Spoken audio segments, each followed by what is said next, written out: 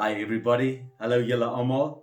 It's that time of the week to set your mind for this week, to determine what you're going to think of consciously this week, because if we don't decide what we're going to think of, the world will put all the thoughts in your mind, and by the end of the week or by the end of the day, you will not know who you are. You will become a victim of life. I trust that most of you have practiced to become a do person last week and not to be a don't person. You see, we decide, am I a person who's always early, or are you a person who's never late? It sounds very good, but the one is founded on fear, the other one on faith.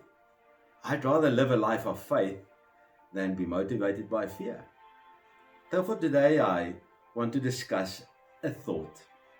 And I am busy with a book of Dr. Viktor Frankl, who wrote the book Man's Search for Meaning.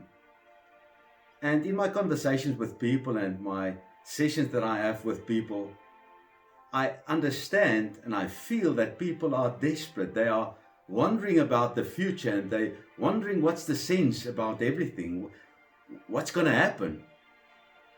And Dr. Frankl in his book writes about this, and he says, when you've been stripped of everything, when you've lost everything, I mean, many people sit without jobs. Their jobs has become redundant. What's the future? Why will you survive? And he writes it in his book, and he said, if you don't have a reason to live, you'll give up. Circumstances will take you over. And afterwards, he worked with many patients and people who went through depression, people who lost everything, people who gave up hope. And he asked them, why don't you commit suicide? Why have you not ended your life? And all of them found something deep within that they forgot, but they had a small reason. That's why they kept alive.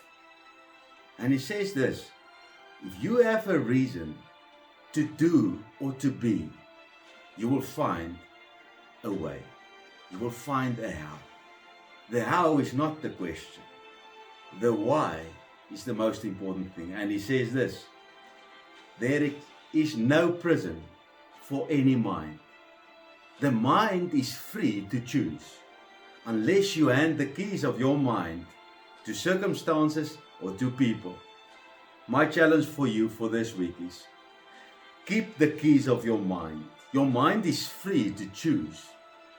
And like I discussed in a couple of sessions previous to this, can you imagine possibility? Can you imagine a future? Can you imagine what if? Because if you can learn and train your mind to take that freedom you have and go on this imagination trip, not in fear, in faith, your whole life will get a different energy around you, in you. And that's my challenge for you, is be the holder of the keys to your mind. Don't give the freedom away to circumstances or to talks of other people.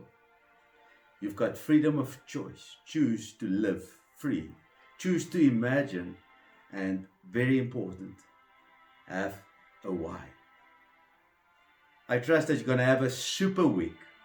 Find your why, and then understand that nothing will stop you, because your why is important for you and important enough that you will find anyhow to make it. Have a super week. Chat to you next week. Bye-bye.